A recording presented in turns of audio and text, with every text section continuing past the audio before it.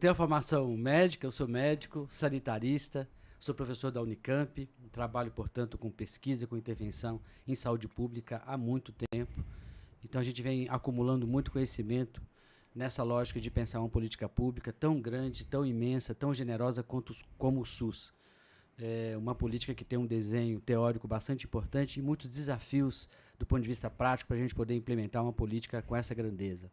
Uma política que pretende ser universal, garantir atenção integral, garantir atenção com equidade para as necessidades das pessoas. Uma cidade tão importante, uma cidade que tem uma história de muitos exemplos, né, dentro da saúde pública. Aqui passou muitas pessoas importantes, muito importantes para o Brasil, nessa relação com a Unicamp. Então é uma honra poder estar aqui, aprendendo também, trazendo o que a gente tem de conhecimento para a nossa cidade, para a Paulínia. Nós entramos na eleição suplementar, né? Sim. 2019, outubro, pegamos já um movimento datado do processo eleitoral e fomos atravessados já em março de 2020 pela pandemia. Passamos um processo bastante importante, vencemos um processo eleitoral, o Du me manteve no cargo, eu agradeço muito, o prefeito reconheceu o trabalho e a gente vem fazendo um trabalho importante. 2021 tivemos de novo, né, um aprofundamento e questões importantes da crise sanitária, a pandemia presente, como agora a gente assiste um novo movimento, né? Eu acho que a nossa geração, né, quem está fazendo gestão no SUS, quem está vivenciando o SUS, seja como trabalhador, usuário ou gestor, é uma experiência única, né, Danilo? Certo. Acho que o SUS comprovou a importância de uma política pública com essa magnitude, né, com essa necessária intervenção. Paulínia é uma cidade que tem características muito importantes do ponto de vista de ter capacidade de realizar um bom trabalho, né? Um trabalho que seja com qualidade, um trabalho com humanização. Nós temos aqui condições, né, que eu considero fatores importantes. Primeiro, tem uma estrutura muito importante, né? 10 unidades básicas, o hospital com esse perfil, né, capacidade resolutiva, com atenção especializada, com saúde em casa, com geriatria, enfim, uma rede de saúde mental estruturada, ou seja, tem uma estrutura de serviços muito bem colocada. Um outro fator importante são os profissionais de saúde, né? Profissionais bem formados, com muita experiência, com formação na Unicamp, na PUC, com pós-graduação, portanto, atuando com uma competência, uma qualidade técnica impressionante. E nós temos, né, uma coisa que é muito importante, que é o financiamento, né? Paulínia tem uma capacidade de financiar o sistema de saúde também bastante interessante. Então, esses fatores todos, né, nos traz uma certa tranquilidade. Mas, evidentemente, que é um grande desafio poder pensar novas intervenções em saúde pública, poder pensar o SUS como o principal política de intervenção, onde a saúde está sendo muito exigida. Então, portanto, é uma experiência com muitos desafios, né? Primeiro desafio de poder sustentar, né, uma intervenção hospitalar muito importante. Segundo desafio, ter uma vigilância em saúde que possa ter os indicadores, os boletins diários, fazendo uma intervenção para produzir informações de saúde, uma certa relação de educação e saúde também, por que não? E, ao mesmo tempo, essa lógica de você criar o monitoramento e vigilância dos casos, com os contatos, enfim. Então, traz para a gente um significado enorme, né, de tudo aquilo que o SUS é capaz de fazer, portanto, a gente tem que ter essa criatividade e implementar o que a gente tem feito na cidade. Esse ano, no mundo inteiro, né, e também no Brasil, uma onda muito importante, né, que é essa nova variante Ômicron, em que tem diferenças, né, do ponto de vista de agravamento de casos, de necessidade de intervenção hospitalar. Tem nos parecido no mundo inteiro que é um novo momento com muita capacidade de transmissão, disseminou muito rapidamente, portanto, com baixa gravidade para as pessoas, né? Então, podemos acreditar que esse é um fator importante de uma própria capacidade de fazer o enfrentamento da pandemia nesse momento. Alguns fatores estudados, né? Tem um grupo de pesquisadores que tem feito uma intervenção para o Brasil inteiro, um grupo importante demais. O site chama Outra Saúde. Acho que tem temas bastante interessantes, acho que as pessoas poderiam procurar. O primeiro fator é a vacinação. Ou seja, a vacinação criou capacidade de resposta, né, já adquirida pela população no mundo inteiro. Então, isso tem influenciado essa baixa gravidade. Sim. A segunda coisa é que esse vírus não consegue penetrar numa relação, vou chamar orgânica, do aparelho respiratório, o pulmão, com mais intensidade. Ele é uma manifestação mais de vias respiratórias alta. Então não tem grandes complicações do ponto de vista respiratório, como foi nas outras variantes. E ele tem é percebido que ele tem baixa concentração de carga viral, portanto, produzindo menos efeitos no organismo. Então, esses fatores determinam essa baixa mortalidade, baixa necessidade de internação hospitalar, mas ainda com muito cuidado, né? A gente não pode minimizar, né, por esses fatores. A gente observa que nós temos hospitais hoje cheios, nosso HMP, estamos com 100% da nossa UTI com ocupação, enfim, trazendo para a gente outras relações, né, como a síndrome gripal. Então, um momento muito importante ainda. A vacina continua sendo o principal mecanismo da saúde pública, a principal intervenção para garantir o enfrentamento da pandemia. Isso é pesquisa no mundo inteiro, a gente observa no nosso município. A gente observa em Paulínia, por exemplo, que as internações atuais são de pessoas não vacinadas ou com esquema vacinal incompleto. Então, portanto, tem uma relação direta com a vacina também com a Ômicron. Então, esse é um cuidado importante. A gente tem tido essa relação com as crianças, né? Agora é um novo movimento também de perceber as crianças também bastante afetadas com essa variante. Então, a vacina é um instrumento muito importante. A vacina não é uma experiência de laboratório, são vacinas testadas no mundo inteiro, certificadas pelas agências reguladoras de vigilância, como a nossa Anvisa no Brasil. Então, eu posso dizer que nós temos total segurança de usar esse insumo, de usar essa tecnologia para garantir o cuidado com as pessoas, evitar mortes, evitar internações. A confusão, né? Com muitas mensagens mentirosas sobre eventos adversos da vacina. A gente tem a compreensão de que todo tipo de vacina de enfrentamento é importante, seja a Coronavac, que é mais, né, um vírus atenuado, seja pelo RNA. Nós entendemos que a vacina RNA ela é uma capacidade de produção muito maior quando a gente vai comparar com a capacidade de produção do vírus atenuado. Ou seja, são formas, né, há muito tempo reconhecidas, né, como vírus inativo, e agora a nossa nova tecnologia de DNA, RNA, enfim, vários outros intervenções são feitas a partir disso, e a vacina também foi um grande achado, né? Acho que eu considero que é um momento de grande avanço para a saúde pública mundial, para a medicina mundial, enfim, para garantir isso enquanto intervenção em saúde pública. Então, não há qualquer objeção, Danilo, que a vacina possa fazer mal. Nós não temos nenhum episódio de morte em criança com danos após a vacina, nenhum tipo de relação que prejudica as crianças. Temos consciência muito tranquila. Jamais a saúde pública, o SUS, a Anvisa, iria propor algo que fosse próximo de um malefício, próximo de provocar danos às pessoas. Pelo contrário, tem sido com rigor técnico bastante importante, independente da política partidária, da ideologia, mas pensando para o bem da população, para o bem das pessoas. E aqui como nós estamos na vacinação para criança, doutor? Nós começamos já na semana passada, né?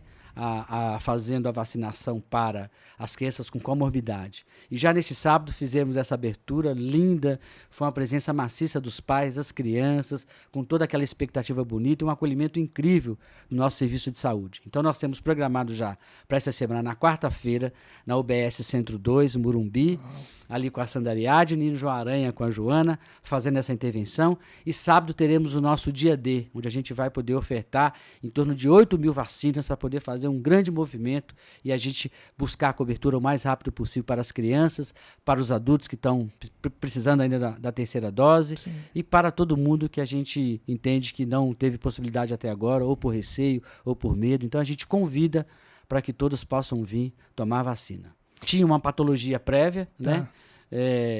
Esse quadro sintomático que ela sentiu não é ligado na relação direta nem indireta com a vacina. Poderia ocorrer em qualquer momento essa situação do quadro. Ela tinha uma patologia cardíaca prévia, mas ainda sem diagnóstico. Depois os técnicos do Ministério, do Estado de São Paulo, do próprio município, fizeram essa intervenção em Lençóis Paulista e foram buscar tecnicamente a informação correta. Então, nós já temos essa nota divulgada que não tem relação direta nem indireta com a vacina. Foi um episódio próprio que poderia acontecer em qualquer momento, sim, independente da vacina que ela tomou naquele momento. Está fazendo uma boa adesão. Uau! Uma adesão, maravilha, assim, sabe, consciente, tem nos ajudado muito, tem ajudado na divulgação das campanhas, tem comparecido, tem feito agendamento. Tivemos várias questões, né, da quantidade de insumos, as pessoas procurando a gente sem capacidade de ofertar, pela própria produção do Ministério da Saúde, Instituto Butantan e Fiocruz, mas agora a gente tem uma coisa mais normal. Então foi muito bonito, né? As pessoas participando, os pais trazendo as crianças tendo essa atitude também, né? De colaborar e entender uma consciência sanitária incrível que vai se criando com essas crianças, com esses jovens, ou seja, produzindo um movimento de muita confiança, de que a gente vai ter esperança de que vamos vencer, né, essa pandemia. E, sem dúvida, a participação das pessoas é o que mais me comove, o que mais faz sentido para o nosso trabalho. Eu fico muito contente com essa resposta. Legal. Criar a nossa cabeça A nisso? saúde pública foi fazendo recortes, né? Ah, tá. Recortes para poder fazer a experiência concreta, né, no sentido de validar as fases da vacina com recortes da população. Tá. Nós entendemos que já há estudos, né, no sentido de ter um conjunto de pessoas que possam demonstrar a eficácia da vacina. Então, portanto, ainda vai chegar, nós temos indicações de que a Coronavac tem possibilidades de ser aplicada de 3 a 6 anos também. Hoje é de 6 a 11 anos, 6 a 17 anos, mas tem a possibilidade. Então, acho que é questão de tempo que essas pesquisas vão poder demonstrar eficácia para poder ir avaliando e liberando, credenciando para as crianças também. Então, por enquanto, acho que o cuidado muito importante, né? É muito importante o uso de máscara. Está comprovado que o uso de máscara diminui muito a transmissão. Então, as crianças, é importante ter essa medida de controle, de medida preventiva. Essa lógica de não aglomeração, permanecer em casa, evitar grandes aglomerações, produzir higiene com álcool gel, isso tudo é muito importante. Foi e continua sendo também um instrumento importante para a gente combater a pandemia. Show. Agora, voltando, ainda falando dessa nova variante, ela né, sempre tem uma curva. Como que está essa curva hoje? Ela está crescendo? Como está na Europa? Ela está caindo? Então tem uma expectativa que aqui caia também nos próximos dias. Existe isso? Você consegue visualizar alguma coisa nesse sentido? Perfeito. A gente percebe que o principal indicador hoje é os casos novos. Tá. A gente observa que tem uma ascensão incrível, né? Eu me lembro que no mês de início de janeiro a gente tinha 57 casos de morte, por exemplo, por dia no país inteiro. Nós chegamos a 3 mil. E hoje a gente tem o maior número em 24 horas de casos novos. Então, esse indicador de casos novos nos coloca com uma atenção muito especial. Então, nós temos um país hoje, uma curva muito grande de casos novos. Tá. Ainda assim, com baixa internação, mas a gente observa isso. Então, nós podemos reafirmar que a gente tem uma quarta onda de casos Covid no país, em Paulínia também, sem grandes preocupações e sem medo de errar nessa análise. Interessante, Danilo, que eu vou tentar traduzir aqui, que é um certo debate do campo da gestão e do trabalho em saúde. Legal, vamos lá. A gente percebe que esse olhar hegemônico da saúde, ela pauta as intervenções de qualquer doença, de qualquer agravo, em cima de medicamentos. Sim. Ou seja, essa ferramenta da saúde coletiva, embora seja bastante aprimorado no país com a nossa política de imunização, né? Mas esse imaginário que surgiu e pautou, por exemplo, tratamento precoce, é porque essa abordagem reducionista de que toda e qualquer doença eu vou ter um medicamento, isso não é verdade. Com essas doenças de transmissão, né, nós já temos experiência há anos com a vacina. Então, é preciso estar aberto para esse olhar da saúde coletiva de que há outras tecnologias de enfrentamento da doença que não é o medicamento. Por isso, essa dificuldade, muitas vezes, da própria população de compreender a vacina como uma medida importante para o enfrentamento. Então, acho que esse é um debate muito, muito sério, né? Porque a gente entende que há uma cultura, né, ocidental, hegemônica, que eu digo, do trabalho em saúde, que centra esse olhar. Mas a vacina é muito importante, é reconhecida. A gente usou vacina para as nossas crianças. O SUS tem uma experiência importante. Todo mundo quem não usa o SUS diretamente, já usou o SUS para a vacina das suas crianças. Enfim, estamos muito confortáveis nessa perspectiva. A dose de reforço ela vai elevar a capacidade de resposta, né?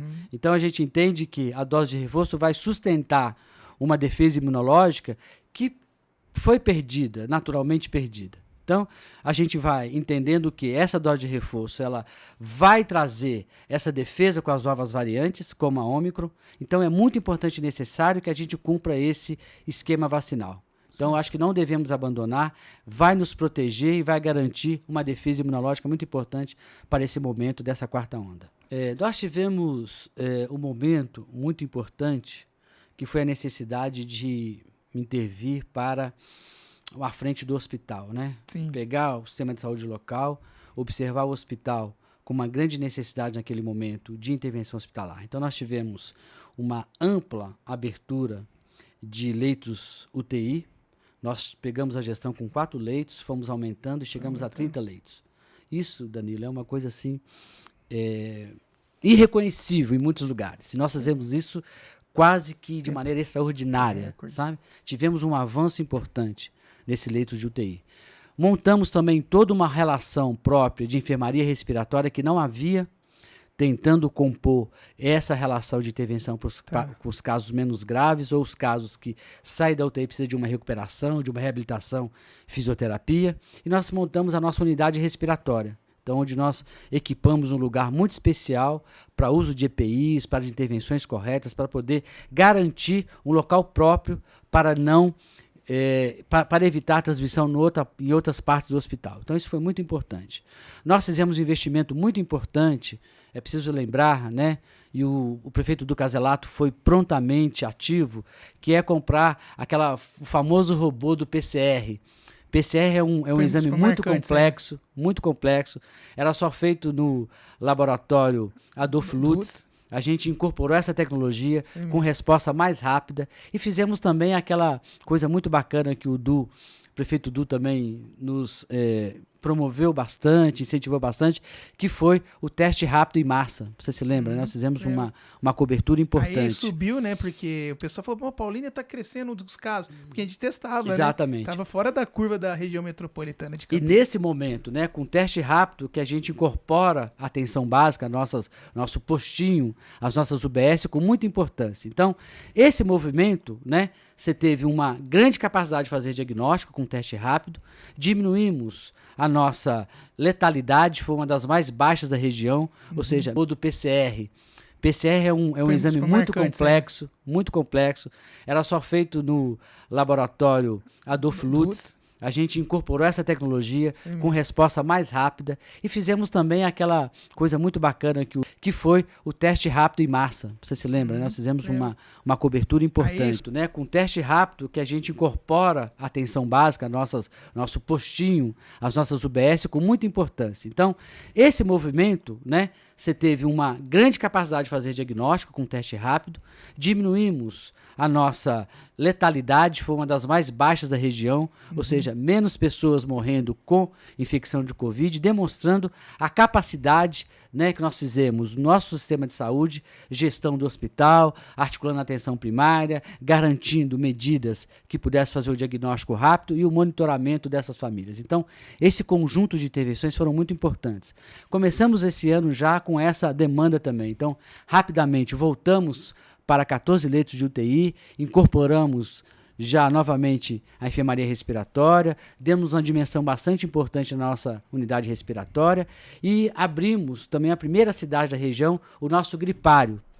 No dia 4 de janeiro, a gente observou, dia 3, esse ano, no dia 3, um aumento muito súbito com a síndrome gripal. Eu ia te perguntar isso.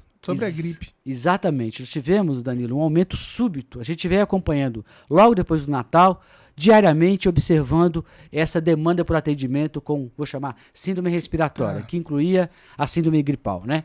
Então, no dia 4 de janeiro, a gente abre o nosso gripário, fazendo uma intervenção para poder diminuir a espera de muita gente para ser atendida no nosso pronto-socorro infantil, pronto-socorro adulto e unidade respiratória. Já fizemos esse movimento, fizemos um movimento também de reforçar a atenção primária para poder atender essa síndrome gripal, que são pessoas com baixa complexidade, com quadros simples. Então a gente observa que as unidades básicas estão atendendo em torno de 1.500 pessoas por semana, além da intervenção do hospital, ou seja, o sistema de saúde inteiro em Paulínia aberto para poder garantir essa demanda de maneira assim aguda. Então isso foi muito importante para nós. A resposta foi rápida, né? Se cresceu no ano novo, Natal, dia 4, nós já estávamos preparados. Doutor. Exatamente. A gente monitorou no dia 3 uma espera de 7 horas no nosso HMP, quando a gente monta o nosso covidário, o nosso gripário, o nosso posto avançado na unidade 6, ou seja, fazendo uma intervenção muito rápida, com a nossa capacidade de mobilização, a nossa equipe de saúde fantasticamente fazendo intervenção atento no período, né, que quase nos pega desprevenido, vamos assim dizer. Já entramos um ano com essa perspectiva. Eu quero agradecer esse reconhecimento, né, de vocês, do trabalho. Não sou eu um trabalho personalista, mas de toda a equipe de gestão da Secretaria de Saúde. Nós temos feito esforços tremendos, trabalhando diariamente, sábado, domingo, de noite, fazendo intervenção, buscando esse nosso compromisso com a saúde pública, esse desejo que a saúde pública traga o melhor atendimento para as pessoas. Então, eu gostaria de agradecer todo o reconhecimento do trabalho da nossa gestão. A nossa equipe tem feito essa relação de democracia institucional. Então, a participação das pessoas, escutar, trabalhar na diferença, escutar as críticas, trazer as questões para a gente aprimorar. Na saúde é muito tranquilo. E o nosso Conselho Municipal de Saúde tem atuado de maneira muito importante, tem sido um parceiro importante, tem estado nos serviços, organizando junto com a gestão esses movimentos e também trazendo as coisas necessárias para a gente poder avançar cada vez mais. O Comunica Paulínia tem sido um parceiro muito importante, né? E traz para a gente um debate forte, sincero, e a gente tem escutado muito e traz toda a humanização como uma resposta para poder garantir esse atendimento digno às pessoas. Abraço para todos aqui, eu citei o João Aranha, citei o 102, quero citar todas as unidades que têm feito um trabalho incrível, importante. Todas as unidades hoje, Danilo, têm na sua programação pelo menos um período de 4 a 6 horas de vacinação pertinho da casa das pessoas. Olha então, só. Isso tem facilitado muito o trabalho e o acesso à vacinação, tem sido um trabalho importante, então eu quero saudar a todos os gerentes de unidade básica de saúde, das UBSs, que têm feito um trabalho para a gente incrível, com muita intervenção, com muita inteligência, garantindo não só a vacinação, mas todo o atendimento desse fluxo agora da síndrome gripal, colhendo teste rápido, colheu o PCR, agora fazendo o teste rápido, fazendo essa intervenção de acolhimento para as pessoas com quadro agudo de sintoma respiratório. É uma campanha, uma avaliação muito positiva, né? Muito positiva. A gente tem aí já acima de 85%, né, da população vacinada. Nós temos uma cobertura de segunda dose já acima de 75%, que é um índice internacional muito bom. E agora a gente vai completando a terceira dose agora para as crianças. Então a gente tem uma avaliação muito positiva. Como eu disse, a população bastante aderida, com bastante adesão. Nós não tivemos nenhuma perda de vacina, mas nenhuma perda de vacina, sequer uma dose. Tivemos uma relação logística de garantir a chegada do insumo e distribuição para as unidades de maneira perfeita, não teve nenhum erro. Sim. A Vigilância em Saúde trabalhando uma capacitação constantemente para todos os vacinadores e todas as unidades básicas. Então, essa avaliação, tanto de qualidade para oferecer a vacina para a população, quanto a cobertura, Tiago, é uma avaliação totalmente positiva, estamos muito contentes por isso. Tem muita coisa importante, né? A saúde, vereador, ela é uma pasta que ela tem uma frente importante, que é garantir a competência profissional. Ou seja, essa ideia de criar capacitação, desenvolvimento profissional, educação permanente, é um tema, a gente chama isso de gestão do trabalho. Então, toda a secretaria deve ter isso aprimorado, deve ter o secretário pautando essas relações com a gerente, criando com os gerentes, criando capacidade de aprimorar a gestão e pensar o tal do modelo assistencial. Um modelo que seja acessível, que seja resolutivo e que seja a garantia de uma atenção integral. Então, eu vou precisar de uma cirurgia, de uma consulta com a clínica, com o clínico, de uma mamografia, de um exame de tomografia, enfim. Então, esse escopo, né, é importante a gente ter a qualidade técnica. E tem a gestão de recursos, né, orçamentário e financeiro, que é uma complexidade, né? Nós temos no dia a dia da saúde várias fontes de financiamento, e tem que cumprir adequadamente o dinheiro gasto devidamente para aquele objetivo, para aquele objeto de intervenção. Então tem os repasses federais e tem um conjunto que a gente tem que trabalhar, os repasses próprios de cada município. Acho que isso é uma questão bastante importante.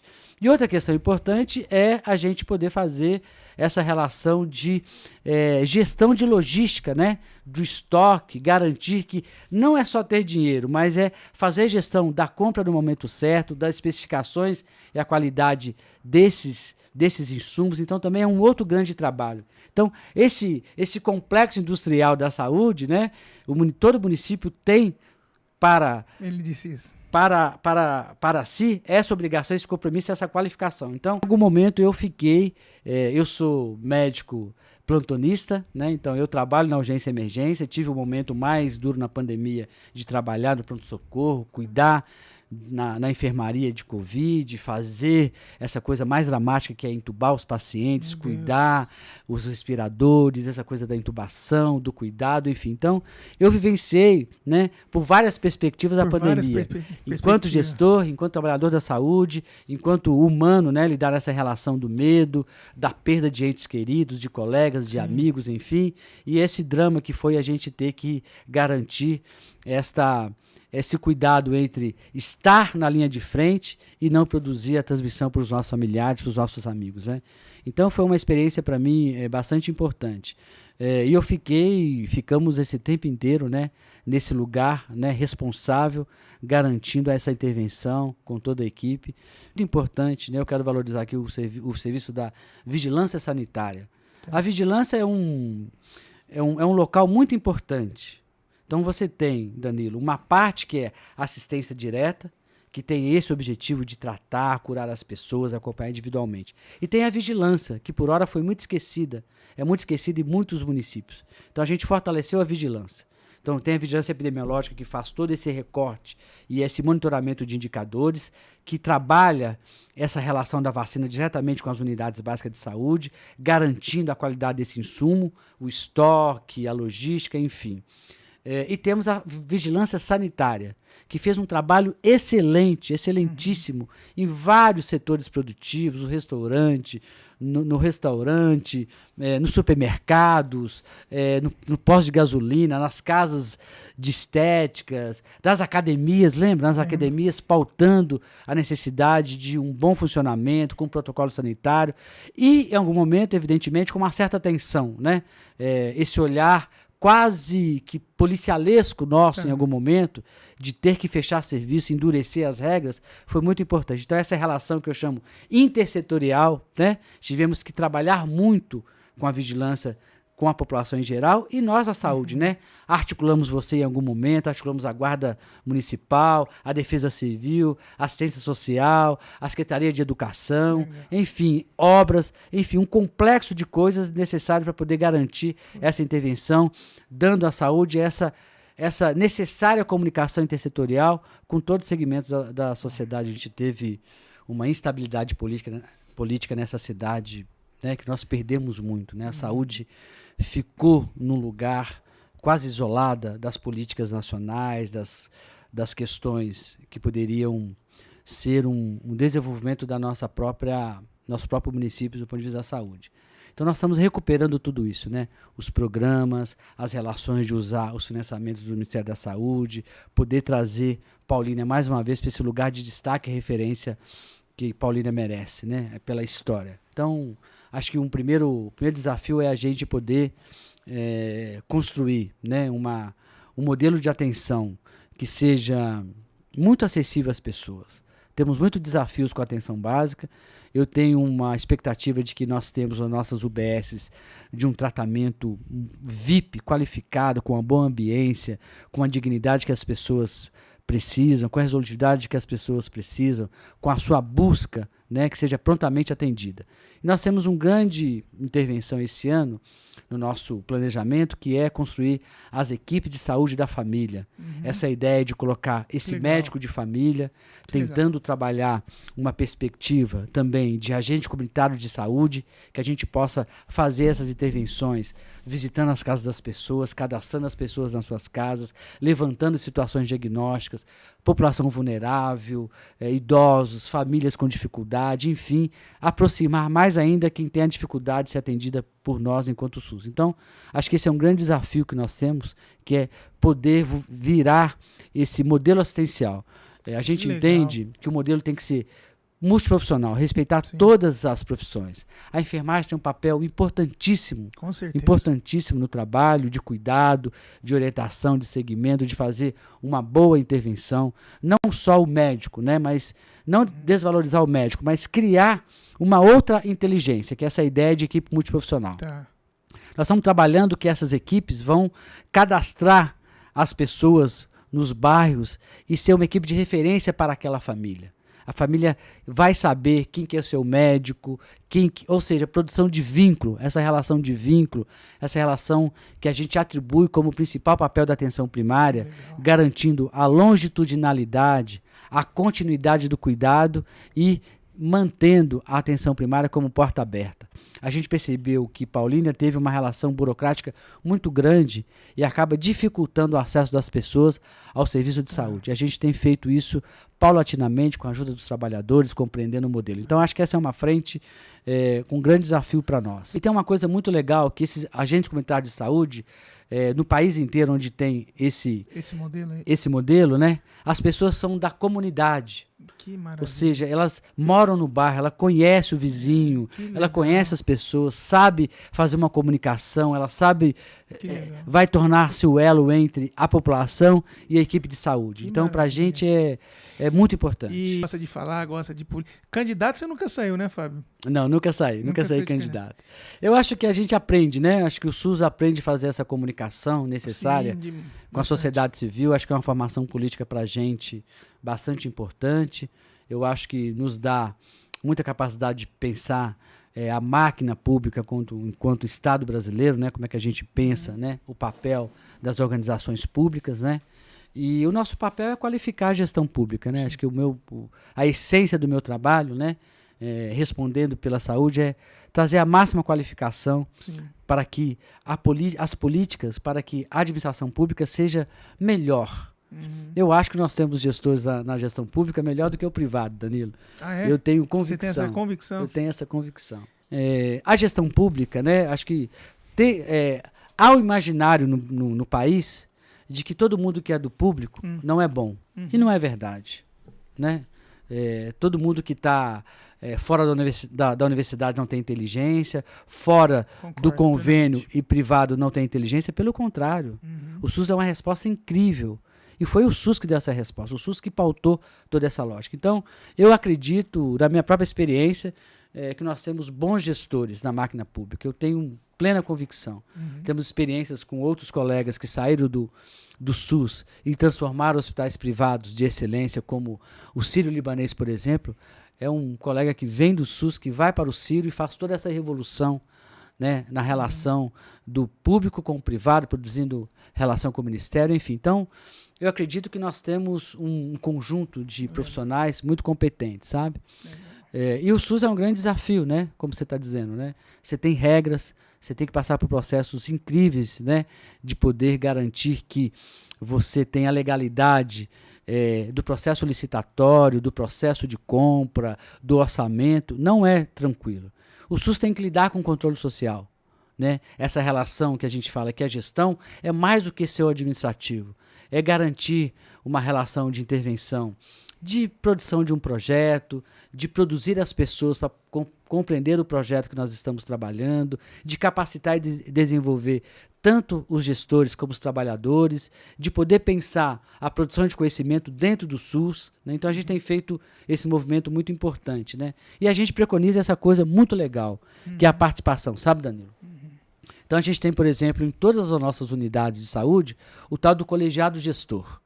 Ou seja, nós temos um gestor responsável em cada unidade e tem um colegiado que vai fazer essa forma, a gente chama de cogestão, que vai produzir com os trabalhadores esta síntese do que a secretaria entende que é um projeto, que o governo do Caselato propõe enquanto resposta para a política pública, construindo junto com os trabalhadores.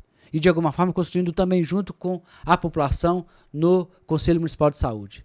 Então, esse modo de fazer gestão participativa, produzindo conhecimento, articulando interesses e construindo junto com os trabalhadores. E, de alguma forma, construindo também junto com a população no Conselho Municipal de Saúde. Então, esse modo de fazer gestão participativa, produzindo conhecimento, articulando interesses e moralizando a política pública é um objeto importante para a gente, que a gente não abre mão. Eu acho que a comunicação pública social é muito importante, sabe? Quando como gestor, você traduzir, você conseguir responder às questões que a população sente na pele, acho que eu acho que isso é mais do que um perfil, é uma habilidade necessária para quem está na gestão pública. E a gente vem aprimorando isso a cada experiência, né? Eu sempre gostei muito de saúde pública, desde estudante, já fui presidente de diretório acadêmico, já fui presidente de conselho universitário, enfim, então a gente vai aprendendo um pouco esse acúmulo. Então, eu acho que mais do que um perfil pessoal, eu acho que é necessário que o gestor tenha capacidade de comunicação, no sentido de publicizar, né, uma política pública, traduzir para as pessoas de maneira objetiva, concreta, o que é necessário ser feito, né, e ao mesmo tempo a gente trabalhar com a produção de coletivos, de pessoas, ou seja, para que as coisas possam ser consolidadas, ser solidificadas, né? Então acho que essa necessária comunicação pública, eu acho que é muito importante. Eu não abro mão desse papel. Então eu queria deixar um recado primeiro para a população, né? Tá. Demonstrar o quanto nós estamos empenhados, né?